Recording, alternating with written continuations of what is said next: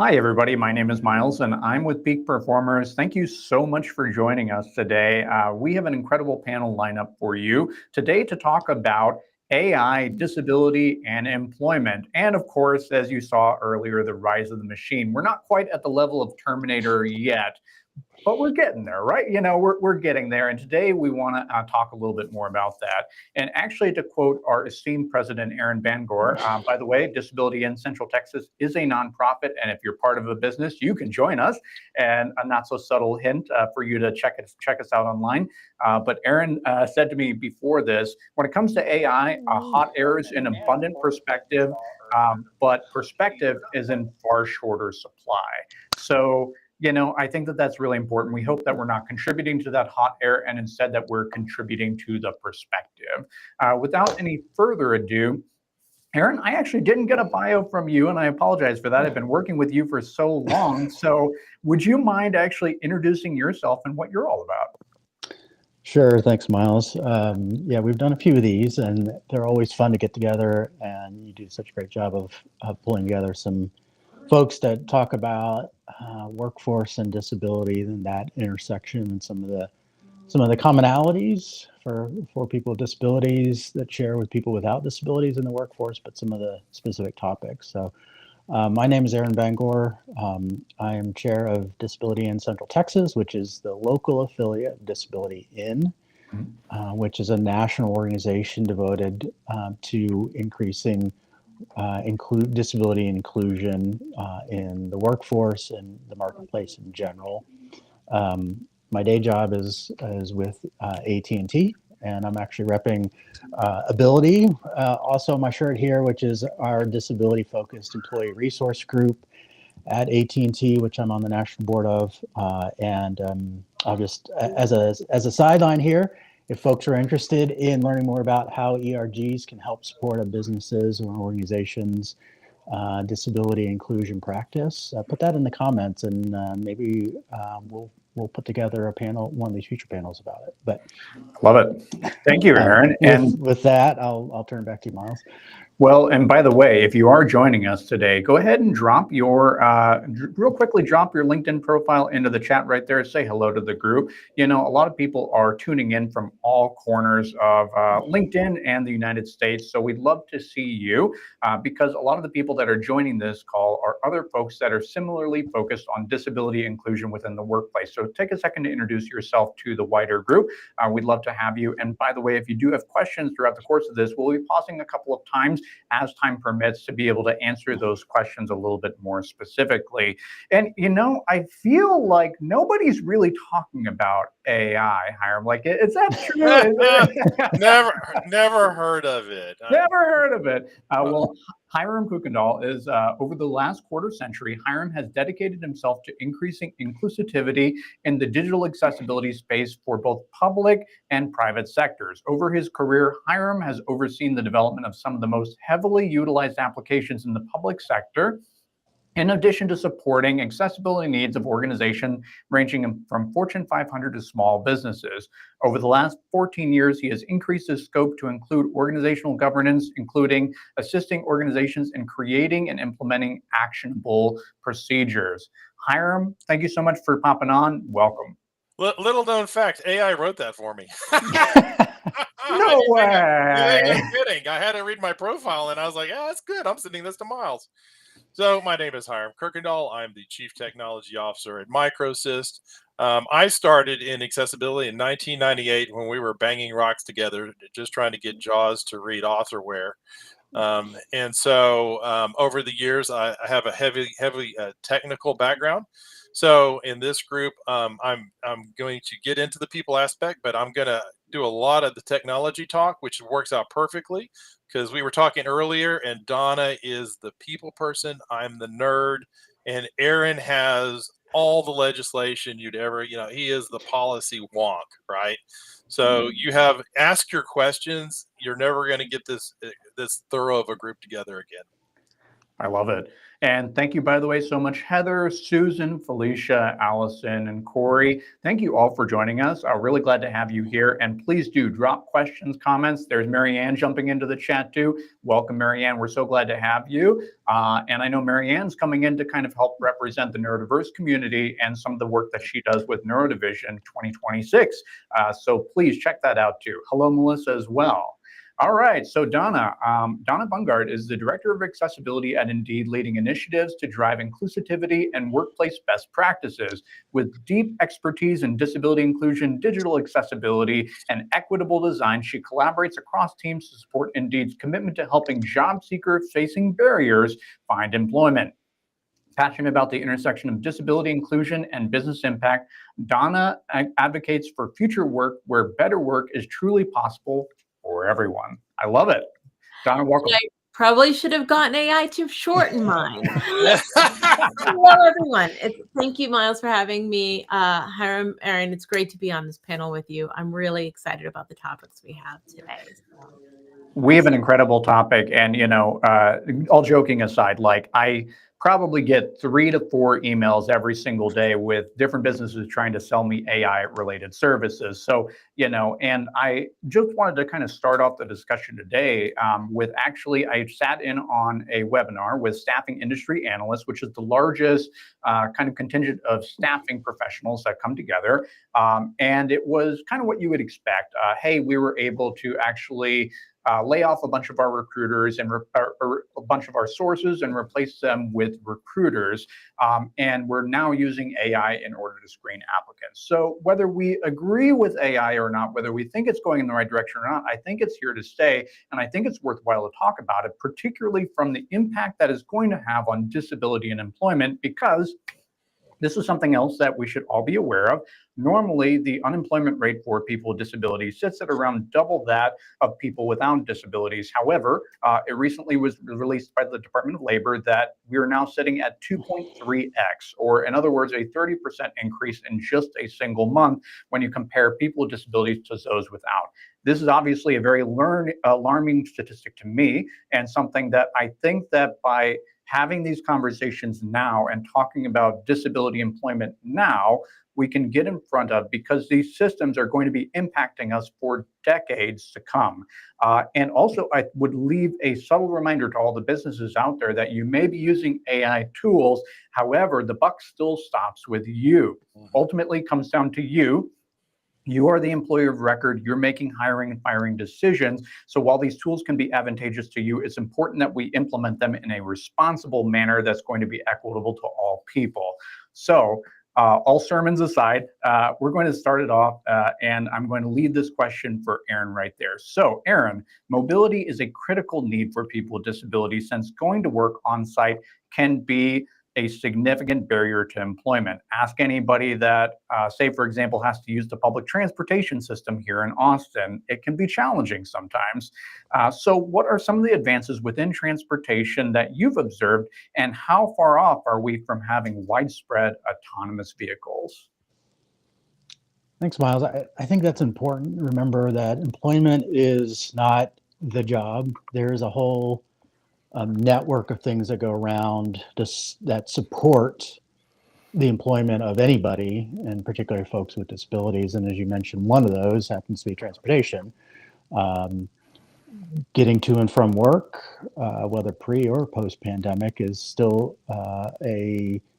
something that's reality for most people, and getting there on time.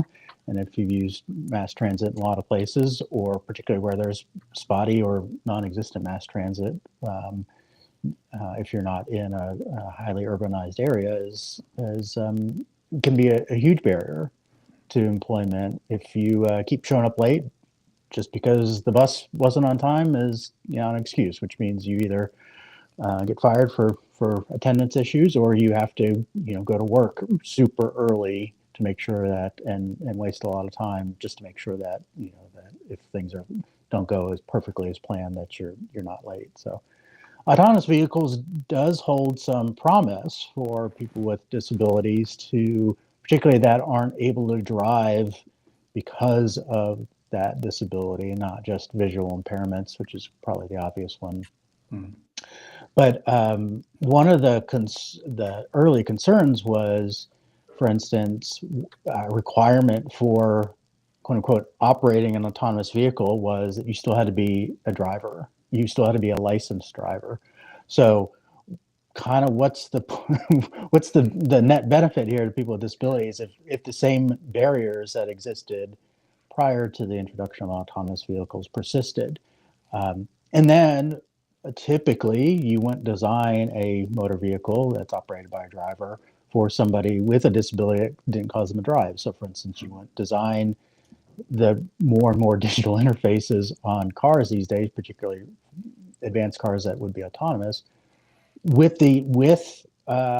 those types of users in mind. And so would that lack of knowledge and experience in the design process and who you usually design for and who you usually think of as being the quote unquote driver perpetuate in creating accessibility barriers in these autonomous vehicles, whether it's hailing an autonomous vehicle in the first place or instructing that vehicle where to go or what to do if there's an emergency or some sort of problem with that. Would the sole occupant and therefore both the rider and the operator of that vehicle be able to interact with that? I think we've had some pretty good traction with that.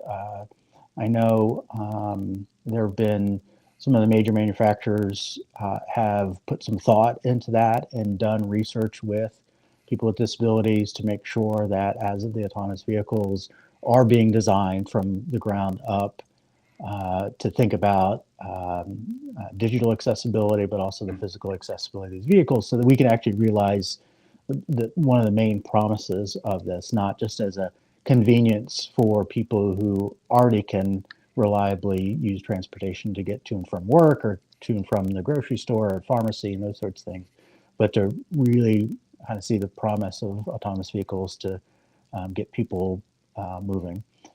You know, that sort of begs the question about work from home as an accommodation, but I'll leave that to a different part of the discussion. And let us dangle that out for all the businesses that might be listening right now. Like, work from home can be such an easy to implement accommodation that helps so many different people too. And keep in mind that even if you do have widely available public transportation as an option, sometimes the inconvenience of it and the amount of stress that imposes upon a person is a significant barrier in of itself. And ultimately, we want employees to be able to focus on their work and not being focused on how to get to work. Like, that's the whole point of this thing. So what I would encourage employers to be thinking about is flexibility, and how can we do that to be able to allow people to bring their best selves to work too.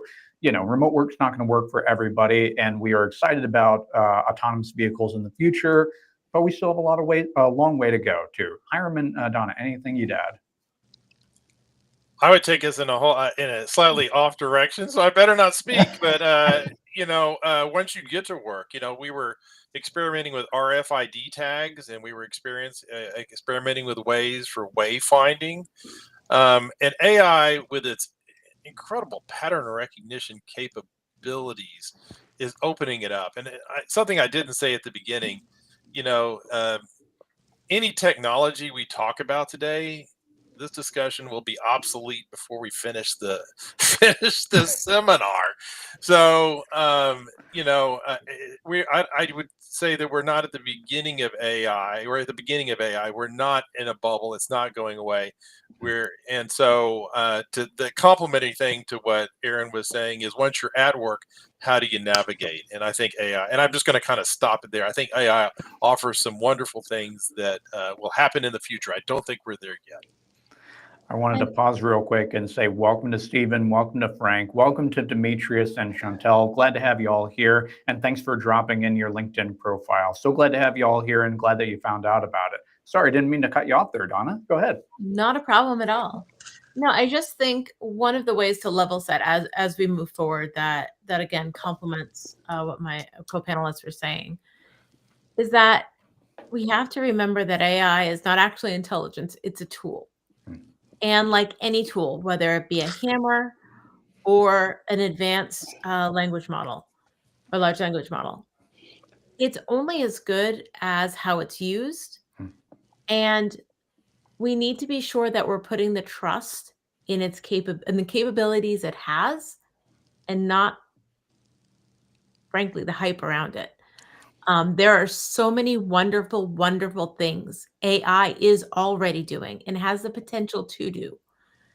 But to jump in and expect everything to be a nail because we've got a new hammer isn't going to work either. And it's that embracing what's actually in front of us and understanding its capabilities, its potential, and its limits is, I think, a really important way to really dive into or continue into this conversation. So well said. Absolutely. And shifting gears, do you see what I did there? So this next question is for you, Hiram. Between meeting note takers and auto-generated closed captioning services, there's a lot of excitement around artificial intelligence and its impact on accessibility specifically. So what are you most excited about? You know, so with note taking, you're in a meeting and you're trying to take notes, and you're either having the conversation or you're taking notes, and it's very hard. And if you've ever been in a meeting with somebody who is deaf, we have this automated caption thing on the bottom, which is getting better, and AI is helping that, and it's a wonderful thing. But one of the things that has been helpful is getting summaries of the meetings afterwards. Like, AI is very good at taking in content and then digesting it and then putting it back out in a usable way. And I think that helps. Accessibility moves forwards when everybody benefits from them, curb cutouts, and I mean, we've got a million examples, right? And that's one of the things I'm excited about, is that at the end of the meeting, it can maybe give you the bulleted. It's like a really good note taker. It can give you a bulleted list of what was said and what was due. And so, and that for me reduces anxiety, something we'll talk about later. And oddly enough, I missed a meeting and I got the notes from AI, and it was actually much better than attending the meeting. I think I'm going to skip more meetings in the future. So, and I don't want to go too far, but let me stop there and let me let my panelists jump in on that, because it's an exciting area. Yeah. Or unless nobody likes it but me. No, all right. I was trying to make space for him. No, absolutely. I think that the note taking is great. I love it. I was actually just sharing with my this group before we went online that I love it for when I'm just really just tired, or I have so many details bouncing around in my head that I can just do a brain dump. And instead of necessarily me literally taking post-its to a wall, which I do old school on a regular basis, but instead of that experience, sometimes I can just be like, organize this into, 10 bullet points so I can see the intersections of these projects. Hmm. And it's very good at helping pull out things, and I again, using it for what it is, Yeah. recognize when it has the nuance wrong. And Hmm. it's like, okay, my communication isn't being clear. So therefore it catches my messaging before I send it out to others. Hmm. So that way my nuance is accurate because I see what it missed. Hmm. So it's both the positive and that white space that we can learn from. And I love that. And let me just draw on one thing that Donna said, because I think this is a very interesting thing that's going to play into a lot of what I say from this point. And I'll be very quick on this, Miles. Back in 1988, when we started doing the accessibility, it was very technical. We were trying to get JAWS to basically communicate with authorware. We're like banging rocks together. 2008, we got the web content accessibility guidelines, and suddenly we had vision, hearing, mobility, and cognitive was really what? Simple language, and don't flash at people, right? Hmm. 2011, something happened. Baby boomers started retiring, and all of a sudden we started talking about cognitive and some of the challenges we're seeing. And in 2020, COVID hit. And now I wish we had somebody on from a university. Universities are my canary in the coal mine group. What are you experiencing in your disability offices? And cognitive is where they're spending a lot of time. Attention deficit, ADHD, learning disabilities like dyslexia, temporary disabilities, and so wrapped in all that is anxiety. that's one of the things that I'm going to play in later on in some of our discussions. So AI is, I think, going to making a play to try to lessen some of the anxiety in the workplace, and they're doing it by giving you better tools and making things more efficient. And then we'll go into more depth. Donna's got some good talking points on how is AI actually kind of trying to be an emotional support system. So I know we We'll went talk far about afield there, that. Miles. Yeah. And Aaron, let me turn it over to you because I'll just talk the rest of the time. Yeah, just one. I think it's important that whichever topic kind of comes up here, AI sometimes gets put front and center, right? What can AI do? And I think probably the better question is, so kind of my day job, I do a lot of work on user-centered design and product innovation. And a lot of times people get excited about what is the technology and what can we use it for? And it's important to remember at the end of the day, these products, services, these new inventions are created to solve a human problem. That's exactly right? What is the human need or problem or thing that would be beneficial to them that we need to solve? And if you're answering AI can do it, you're not focused on the value add, you're focused on the solution. And as much as technology is cool and whatnot, start with what is it the human need that needs to get done, and then ask, is AI appropriate, or is it a good tool to help solve that either in whole or in part? So whether we're talking about transportation, it's about moving somebody from point A to point B. AI can be a tool to help that, but ultimately, what is the human need? The human need is to show up to work on time so they can be there in the least frazzled state possible, so they can be the best for their employer, right? Or, the tools that are in there. What can AI do to help facilitate communication in the workplace to get that across? So whether that's automated captions or some meeting summaries or things like that, those are just tools to help solve the communication need between humans, not to get in the way, but to enhance that, to make it better for everybody in the workplace. So now it's the turn of the folks, speaking of humans, that are in the audience right now. Now's your turn. What are you excited about, particularly in the areas of accessibility? What do you think that AI can do to make the world better for all of us that have disabilities? We'd love to hear from you, so please feel free to drop that into the chat. But meanwhile, we're going to shift over to Donna. In what way can AI be used as disability accommodations, and who stands to benefit from this new technology? Well, I think the answer to the first part of that question of how it can be used for accommodations, it leans right into what Aaron was just saying. Is it the right tool? If you're someone who's, struggling with the executive functioning, let's lean into the neurodivergent story. For those of you watching, I identify as mysteriously neurodivergent because in the late 80s, early 90s, they had no idea what to do with a female who thought differently. So someday I'll get my cool label, but for right now, we go with mysterious because it sounds better. Yes, very exciting. No, but for people who have maybe struggled with executive functioning, whose thought patterns don't necessarily get interpreted the right way. I'm not going to say whether they think the normal or not, because there is no normal. No one's normal. But their communications or thought patterns aren't necessarily going. Maybe it's someone who needs help planning or is feeling overwhelmed and needs to break something down into smaller tasks. Maybe there's calculations that need to be occurred or processes like that. Those are huge ways of doing it. Obviously, we talked already about auto captioning getting better and better and better. I have not experimented with it simply because I don't know the language very well yet, but I've read more and more about AI using for ASL interpretation. And I love the idea of sign being able to be interpreted as written words because,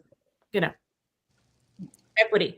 So, and the, visual descriptions of text or images can now, if somebody messes up alt text or something, you can get a visual description that it's coming along.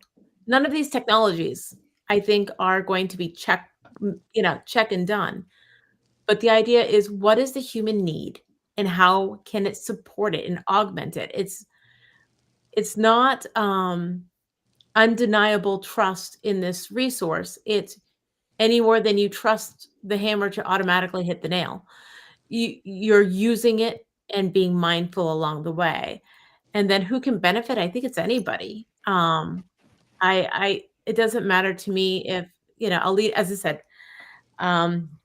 I grew up in a family, everybody in my immediate family was different disabilities. So I have a lot of personal experience. And it doesn't matter if it's somebody with a visual disability, a cognitive disability, a hearing disability, or mysteriously neurodivergent like myself.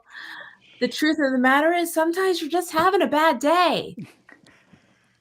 And it doesn't matter if it doesn't matter if you're disabled or not. So who can benefit? Everyone, as long as we're using it responsibly. I love that. Absolutely. Aaron and Hiram, anything that you'd add to that? I'll always add something. You want to go, Aaron? Aaron and I. Take it away, Hiram. Take it away, Hiram. The only thing that I would add to that is that there is this perception that we are late in the AI age. We are at the absolute beginning of it. The engines have gotten good. We are just now building the infrastructure that interacts with people. Like if you look at ChatGPT, and this is a semi-good example, 6 months ago, a year ago, it couldn't even take a document in and then modify it. And now it can take documents and it can do all these wonderful things. And I'll tell you some other examples later on in the discussion, but it's only now getting to the point that we're getting, let's call them connectors, where the engines can get to your Outlook or get to your email or get to your forms. It's only now that we're kind of getting it. So I think we're just completely at the really first half step of what AI is going to do for us. Take it away. Yeah, I'll steal a term from a longtime colleague, Susan Mazrui. Accommodations are really about productivity tools. It's about making every individual more productive, and AI can do that. Right now, there's the traditional way of measuring what is productive in the workplace. Right, how many lines of code can you spit out? And certainly, AI can do that. But AI is a general purpose tool, and so I think what we're limited by is the creativity of whether or not people really understand that AI can be the complement to anybody in the workforce, whether they're working by themselves, for themselves, or working for a large company, somewhere in between, whether they're doing knowledge work, of any different kind of capacity. So I think first and foremost, think about AI as that complement for productivity, to be the best version of yourself, and start there, because accommodations are inherently N of one, meaning they are individualized to that person, what they need and how they need it done. And I think the promise of AI is that it is happy to be just for you in the way you want it, and to do things that support you and not anybody else. Like, this is first kind of general purpose technology that is highly adaptable to the individual, rather than something that is highly specialized and needs to be used in a particular way, or something that's off the shelf that's kind of appeals to a mass market and may at least be of limited use or exclude somebody with a disability. And I kind of want to lean into two quick things with that, if I can riff off you for a second, is that the first, Mike Bedford always calls them, he doesn't like accommodations, he calls them success enablers, because everyone needs those. Another piece of that, and that's a really good kind of shift of mindset that I always like, but another important piece of that I think we need to keep in mind is that people only need accommodations in a situation that's not built for them. Yeah.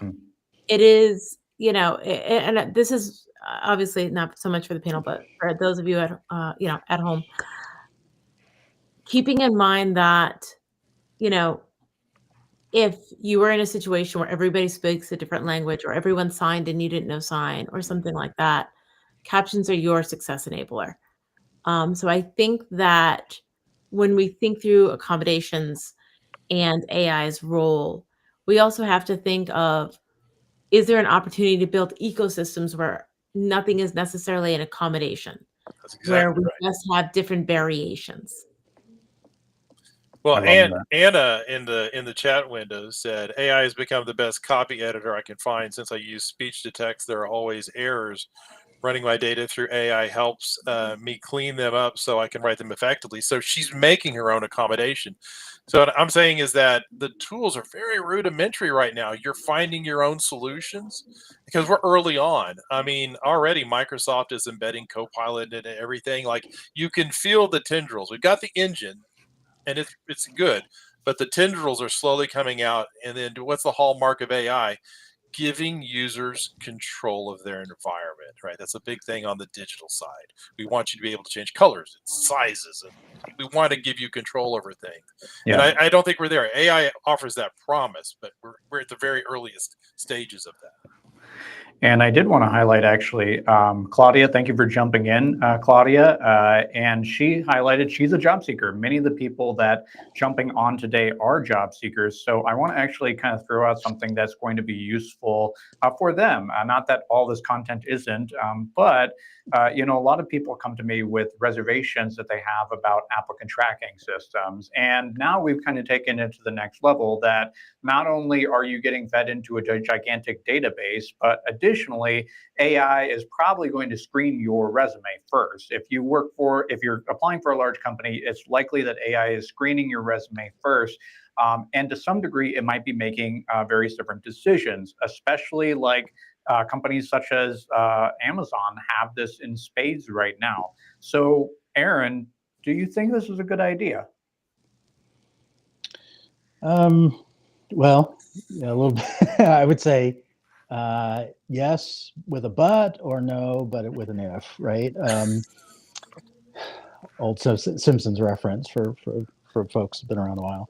I mean, I think in the workplace, right, as we kind of think about the just general accommodations process, going back what Donna said, is, you know, it is because something about the environment, whether the physical environment, the digital environment, the systems that are created and the processes around it, or even the attitudinal environment, really aren't designed for somebody with a disability. And so people with disabilities are familiar with basically always being the exception, and accommodations is just the instantiation of that. Like, if everything was accessible, then accommodations are moot, right? But we know perfectly universal accessible is kind of a holy grail. There will always be something where there's a mismatch, and accommodations are meant to fit that. So on the other hand, AI is a pattern recognizer. It's about identifying and applying repeatedly and consistently as possible the patterns it's seen. So if we think about accommodations as inherently about the exceptions, is AI really the best tool for that? Is AI going to do that? Now, I will say on the plus side, you know, I know at AT&T something like 80-90% of our accommodations requests are time off, right, for any number of reasons. And so if there's some consistency and some volume around there, if you specifically look at that, yeah, maybe AI can do a good job of handling the more of the sort of accommodations being the exception to begin with, sort of the common exceptions. Yeah, maybe it can help there, but you're kind of using for something it's an inherent weakness of that. So maybe you can do that, but at the same time, having that understanding why this exception exists, why this particular need exists, identifying that, yes, that's there, not because it is typical, it's a pattern, it's repetition, but because of what the actual human need is, and is this an appropriate way to solve that? You could certainly have AI assisting there and giving sort of a score, saying this is probably sort of fits things we typically see, and maybe even outside the company in terms of patterns on accommodations, or more narrowly to that organization. Yes, it can help, but ultimately it's probably using a wrench for trying to hammer a nail. Could it work? Yeah, but it's probably not the the best tool for that job. I think that overall, you'll probably hear a consistent theme here that AI can help with a lot of these things. They can help with resume screening, they can help with accommodations requests, but ultimately the humans are in charge. If you look at examples like Workday recently had a pattern where they were auto approving or declining certain resumes, and they recently got sued for age discrimination. And I think that that just shows that ultimately businesses are in the driver's seat. They have to be in control throughout all these things. And especially when you extrapolate that to something as sensitive as an accommodations request, it's really important that we do slow down and make sure that human beings are in control. Donna, go ahead. Yeah, no, and this is why we're really so focused on skills first hiring and people filling in their skills profiles. Because if you match a human being to an open position with what skills I have, with what skills are needed, you're going to not only get better matching, but when an AI is going through and supporting you, because again, AI can't, right now, recruiters are getting hundreds, if not thousands of resumes. It's not humanly possible for that human need. So what you need to do is you need an AI to go through and help bring that list down. Mm. But that's why you focus on skills. What skills do we have to accomplish the role? It doesn't matter how somebody got them. We all know within the disability community, there is a huge education gap, meaning the percentage of people with or without a 4-year degree. Mm. Some of our partners, Opportunity at Work, for example, reference these as STARS, skill through alternative routes. It's not disability specific. It's anyone without a college degree. But we know there are more STARS within the disability community due to educational barriers. But it doesn't mean that we don't have transferable skills. Mm. And AI can match those skills to a role. And Mm. then once the person's in the role, I think AI can help with what I call the vocabulary problem. Mm. And I described, earlier in my career, I was I did more than 20 years of agency life. And earlier in my career, I worked for very small, very rural agencies. And we did customer profiles and we moved on with life. And the first time I got into corporate, I said, "What's a persona?" I had been doing it for 10 years, but we were, the same work was being done. I had the skills, I had the knowledge, I didn't have the vocabulary. And had I AI at the time that somebody first came to me, I would have just very quietly popped it in there and said, "Oh yeah, that thing," and moved on and not been embarrassed. And I would have not, frankly, lost face with a new employer at the time. So there's this whole ecosystem of where skills first hiring, as a job seeker, putting in your skills, as an employer, looking for skills over degrees or over, certain schools or any of that, looking for who actually can do it. And narrowing down your searches that way is a fantastic way that an ethical AI programming can support this work. I love that. Ethical AI, slow it down, have humans involved within the process too. And Donna, too, I know I'm jumping a little ahead in some of the questions right here, but I feel like we're kind of already on the topic.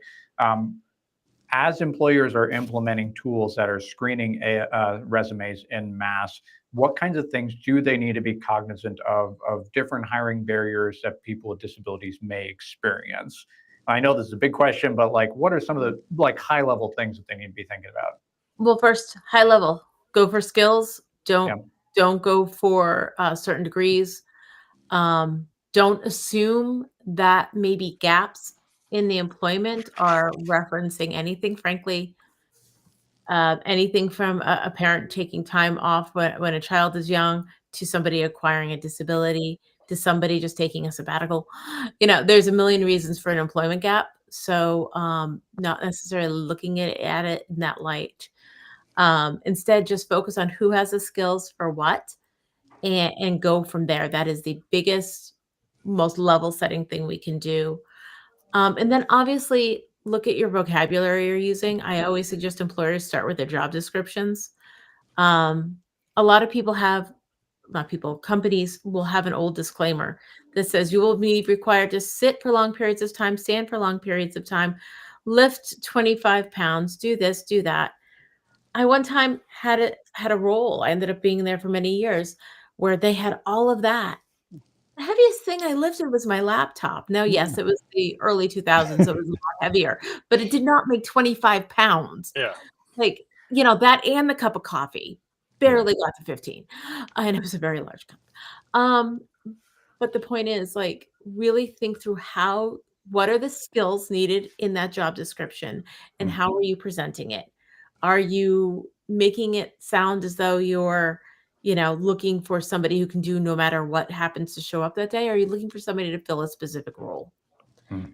And it's not saying there's no jobs that you need to stand long periods of time. Obviously, there are. Mm. If you need that. Also, look at your interview process for after that. Because, for example, for me, for my role, had I needed to be on a panel and talk on a panel, that would have been appropriate for me. So go ahead, throw me 4 people in an interview, that's fine. But if you have somebody who's hiring or applying for a software development role where they're really only gonna be talking one-on-one FaceTime with, like, a manager or a supervisor, and then, most of the time they communicate written through Teams or Slack or some other program, then maybe throwing them on a panel interview with 3 or 4 other people Yeah. is putting them at a severe disadvantage because Mm. that might not be their skill set. So, look at the skills and look at the entire hiring process from job description writing straight through to interview and offer, and ask yourself, "Is this needed?" Mm. And we use AI, and the reason I'm saying this is because you're gonna use AI not only in the filtering of resumes, you're going to use AI to edit that job description, and you're going to use AI to have captions and note-taking on those interviews.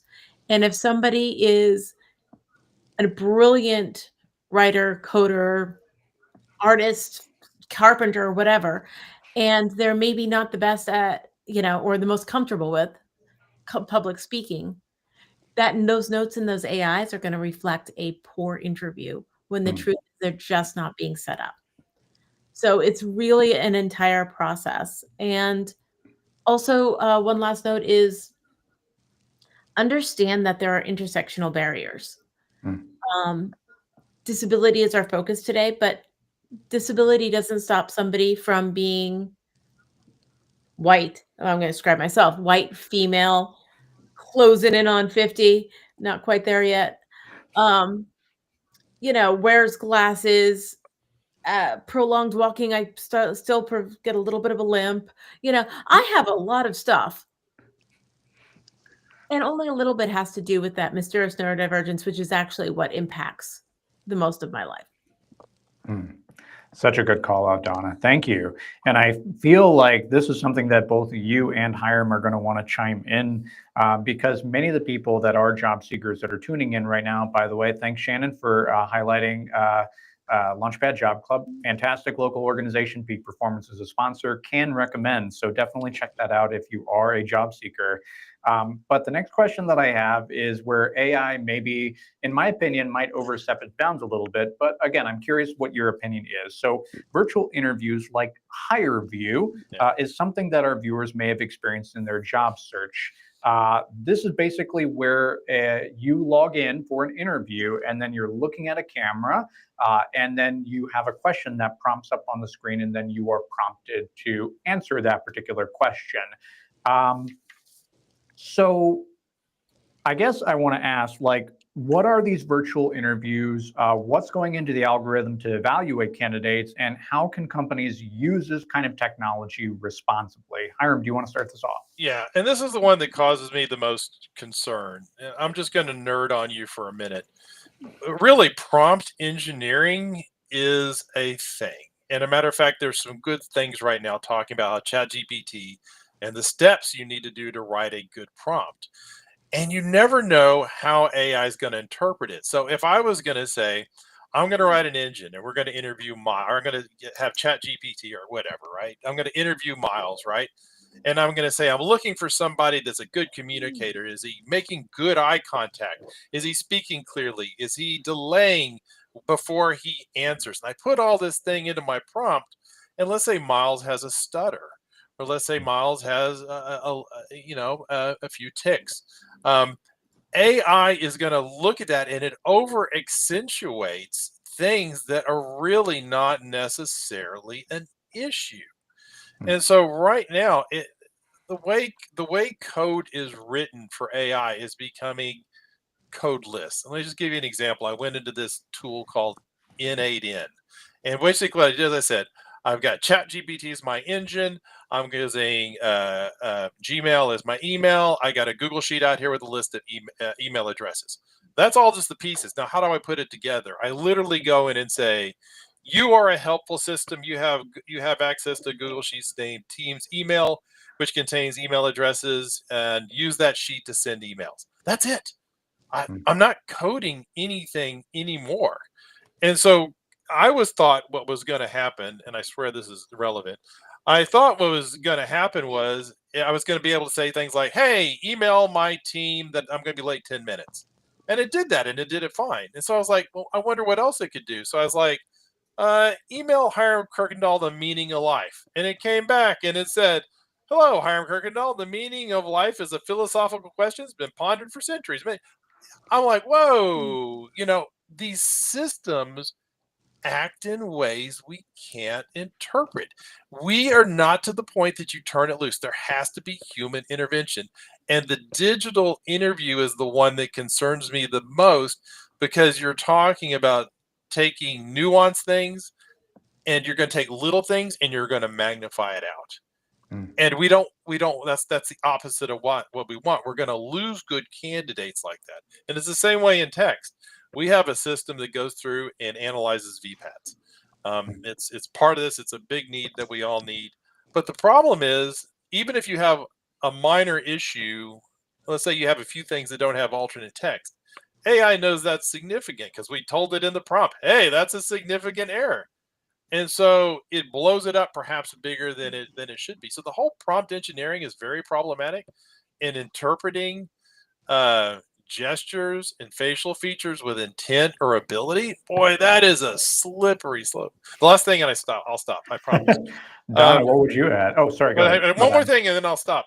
In New York back in 2023, they passed a law, passed law 144, and it says that if you're using AI to substantially assist in the hiring decision, that there needs to be an independent audit of the results, and you need to put a public notice out, and you need to give notice to the applicants that this is what you're doing.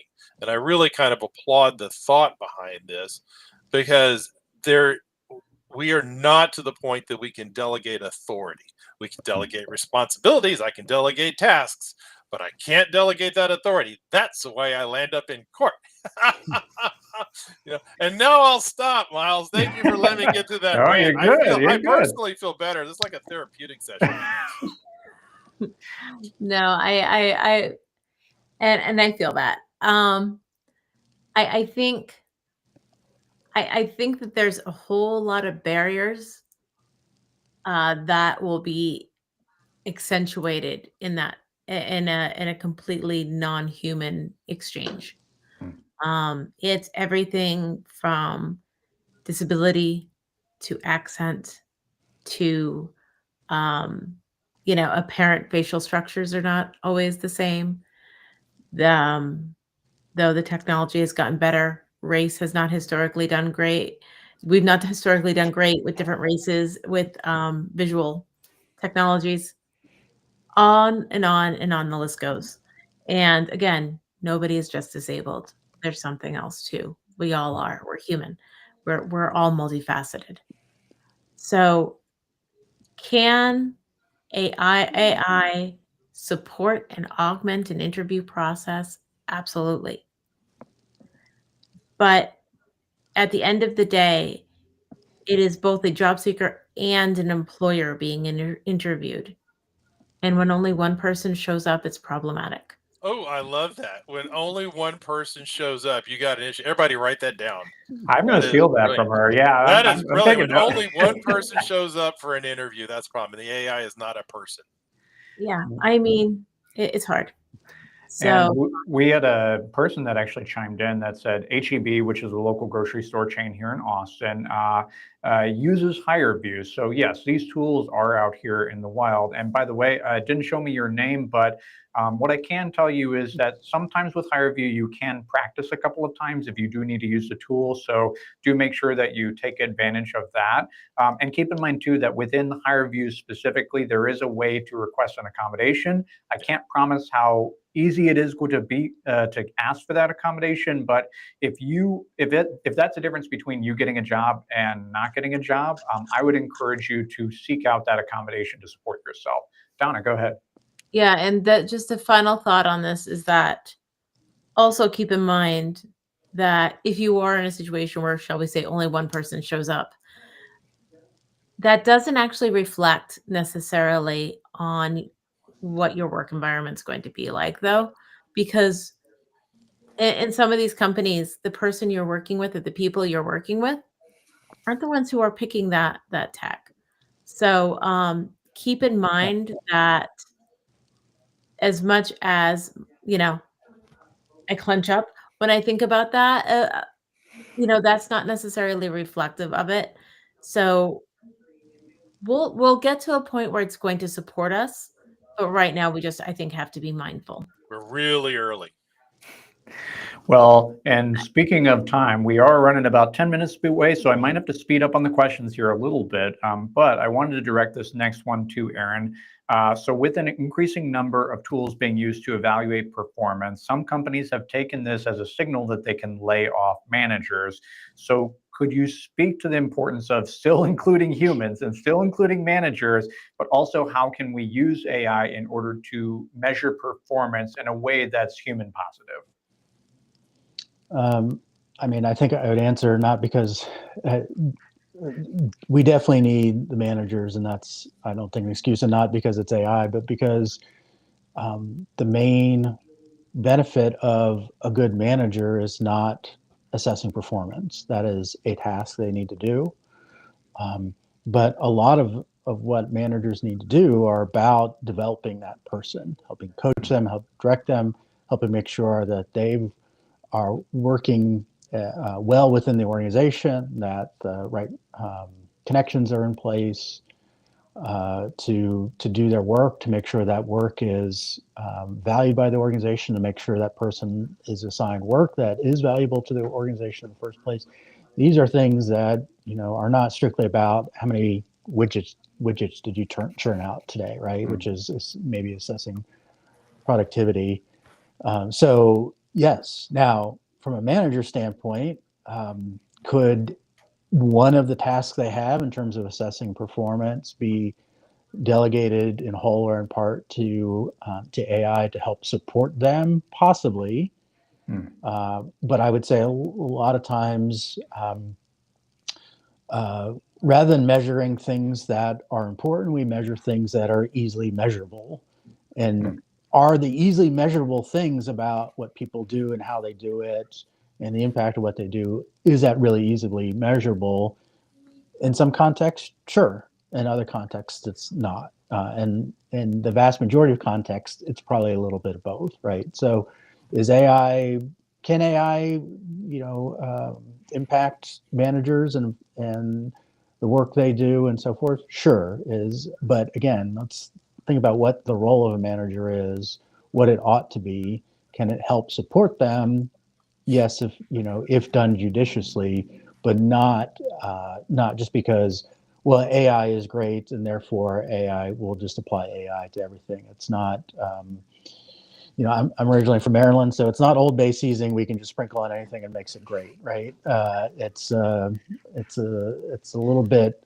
Is it appropriate to that, and does it enhance things? Yes, if done correctly and chosen the right time. I love that. And I think that feeds in so well to the next question, which I have for Hiram. So I'm going to take you to a world that we are living in right now. And we're talking about disability inclusion in the workplace.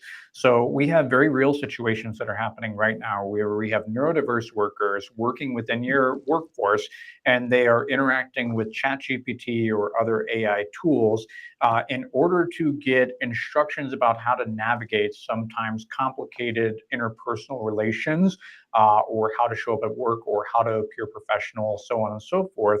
But on the other side of it, you also have other coworkers who are what are called neurotypical, that might be going to ChatGPT to figure out how they can engage with their neurodiverse coworkers too. So we have ChatGPT almost as the intermediary here, that facilitates this disability inclusion in the workplace. So I guess, what do you feel about that, and how can we try to evolve this in a way that's going to benefit everybody? See, this is where we're very early on, and people are developing their own systems to address their own individual needs. Because, like, I can't give you a global answer on that, but what I will tell you is that where we're seeing AI being used, especially as a little bit of an accommodation, or like with things with anxiety, you can go like if you sign up for Chat GPT right now. It was kind of funny. I needed a clean account that I could sign up for, so I could do horrible things to it, right? And it didn't mess up my real one. So, when I signed up, it said, "Oh, what are you interested in doing? Do you want me to be? You want me to be your personal trainer? Do you want me to just listen? Can you be my listener for a few minutes? I just want to share my mind. You want to upgrade your skills? You want to simplify meal prep? You want to build a morning routine? You want to motivate me, right?" So we're at the beginning step. So that motivate me and just listen to me is an interesting thing. One of the feedbacks I get, especially on managers, I don't feel I'm being listened to, Mm. and sometimes you need a counselor, but you don't want to get a counselor. You don't want to get a formally request counseling, or maybe your organization doesn't make that easy to get to. So we're at the most primitive stages of where a neurally diverse audience is going to be able to leverage this to help shape communication, to help perhaps reduce some of the anxiety. Like, help me, give me 10 steps in order to fix whatever or to help me get through this issue. So that's not a great answer, but I know Donna's chomping at the bit to jump in on this one. I can see it in her eyes. Well, the fact that you and I have also, or Aaron, you and I have talked so much. Aaron, actually, before I jump in, did you want to share any thoughts? Because I can keep going. No, go ahead, Donna. Okay. Excuse me. No. When it comes to the looking to AI for emotional support, I kind of want to lean into what here I'm saying about being in the early stages. Any AI is only good as the trainers.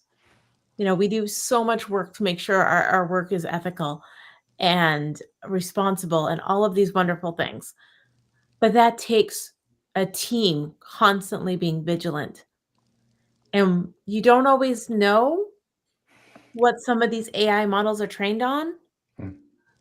And the And idea, not just trained on, but prompted to do the well, way, no, but wait, let me finish. But like, you don't know what they're trained on. So if they're trained on history, Mhm. can be extremely problematic. I forget what it's like Wall Street or Forbes or one of those recently had an article that, not ours, NAI out there was telling women to ask for $20,000 to $100,000 less a year in salary because historically we've made less. There's AI models that are not as ethically trained, that a human hasn't gone through and created guardrails and created learning opportunities and are vigilant with it. Hmm. So when we look to it for emotional support, I'm not ever saying that I haven't said, tell me a joke, I'm having a lousy day. I'm human. I want instant gratification like everybody else. Give me a caffeine and a bad joke, and I'm probably okay with it. But to regularly turn to it of, I need to listen, I need advice. AI is like Co-Intelligence, great book. AI is written to make you happy more than it is to be right. Hmm. And depending on where it's written, how it's written to respond, all of these things, it can impact that. So when we're looking for it for, just a moment of, I have this huge project, I am anxious, help me break this down so I can take it. Go team, great use. If we're looking for, I'm having a problem in my personal life or I feel unsafe, you need to go to a human. Yeah. Yeah. And I kind of want to drive that, I mean, outside of the job, in the human life thing, if it's something like that, please go to a human. I love it. And that's probably one of I, the biggest topics in AI is ethics. Like there's some very prominent people that say what we need to do is have AI learn to love the human race. They see that as the only way it's not going to make us extinct. Because literally that was the prompt, is that we have to teach the AI to love the human race. That's a very odd thing for us mechanically brained people to wrap our minds around. And we are sitting at an hour, but we are going to run just 5 minutes over because I feel like this last question is so very, very important. And this last question is for you, Donna, but I encourage the other two of you all to jump in as well. So it would be impossible to talk about AI without talking about job losses. And so this will especially be felt with entry-level workers and entry-level knowledge-level workers. And while this affects a wide swath of people, office work is particularly suited to people with disabilities, especially if they have mobility barriers that might make it difficult to go just find a job as a plumber or get retrained as an electrician, right? So what career advice would you offer to people with disabilities looking for their first job? We're in a time of disruption. That's Captain Obvious here. We're in a time of disruption. But humans have been in disruption before. What entry-level jobs looked like in the 1970s were very different than what they looked like 5 years ago. What these jobs are going to do is, well, frankly, right now, they're figuring it out. And depending on what industry you're going into and what your background is and what you're curious about, I always tell people, follow your curiosity as much as your wallet will let you. But regardless of all of those circumstances, a lot of companies are figuring that out. So to help the companies, again, I broken record, think about your skills. But again, one of those massive publications, I forget which one, the other day actually had an article for all new grads. But I think, especially for those with disabilities, don't only think about the skills you learned in school or in work environment. Think about your life skills. Think about your durable skills. We were recently on a meeting with a new team, and they were going around the room of, what's your best skill? And I'm like, I talk. And they laughed because most of them knew me, and they're just like, I guess that's kind of right, because I do all this other stuff. But the skill that helps me the most is to be able to talk to somebody, or frankly, know occasionally when to stop talking. It does happen. So that skill that you need to do, you might need to find a different way to put it into a profile or whatnot. But think about those full skills that you're bringing with you. And maybe you're curious by nature. And that's a huge, huge win for a lot of organizations right now. Because if they're trying to figure out, where does entry level start in AI begin or stop in it, whatever. It's a two-sided piece. When they're trying to figure out where those pieces are, if you're naturally curious, or if you are really good at just going in and winging it and figuring it out, or if you're really good at, you really hate the winging it, but you're good at creating structure, and maybe you're not creating structure as in a manager, but you're helping create structure of a project or a thing and owning that. Try to think about work differently, because work is changing. The labor force is not going to look the same in general in the next 10 years. But really, if we think about it, perk of growing up in the 80s, I remember going into, offices and whatnot. Work looked different then too. I remember my first report, I didn't write on a typewriter. We had a word processor. And the perk of a word processor is you had about 3 seconds before it typed it. So that way you could backspace really quick. Yeah, exactly. Your window is this Was big. that big? Oh yeah. So And as we're long as you peers. didn't type too fast, you could backspace and fix your problems before it typed. Hmm. But report writing, it's all changed. So don't get caught up in the disruption. Get caught up on, to tie back to what Aaron was saying, of what is the human need and how are we going to address it? Love that. Hiram, any final words from you to the audience? You know, it's a message of hope. So this has happened repeatedly. This is not a new cycle. It happened in the Industrial Revolution. People were migrating from farms to cities. It happened when the internet showed up. And every time we get a disruptive technology, there's a time of orientation. People need to be aware of what the needs are, and I kind of poked at the prompt engineering, coding in the future. We still need developers. It'll be slightly different, but it's still the same tasks. It's just going to be done slightly different. So this is not new. And we'll be better for it. At the end of this, society will be better for this. I love that. Well, real quick, as a quick word, thank you again, Aaron, for jumping on too. This has been Disability in Central Texas. And if you are interested, we do events in person, in real life. In fact, in May, we had a Mental Health Awareness Month. And coming up in October to celebrate National Disability Employment Awareness Month, we are going to be doing an event all focused around accommodations where you yourself can actually put your hand on JAWS equipment and other similar kinds of things to see, hey, how did this stuff actually work? So we'll be sending out some more information on that, but let me know if you are interested and I'll make sure to extend the invite to you. Aaron, I know we ran a little bit over time, but I feel like it was such a good conversation. Any final words for us? Great conversation. Just to kind of wrap up on AI, hopefully, I think the thing I picked up from Donna and Hiram, as well as the conversation in the chat here, is that there's definitely for people with disabilities in the workforce, looking to get in the workforce, looking to evolve their career in the workforce. There is hope, but it is not a universal hope, right? There are pitfalls out there, and I think as a society, we need to make sure that we are focused on making sure we're not perpetuating leaving folks behind that we have in the past. Just because it's always been done that way doesn't mean it needs to continue. That's the hope and promise of technology moving forward.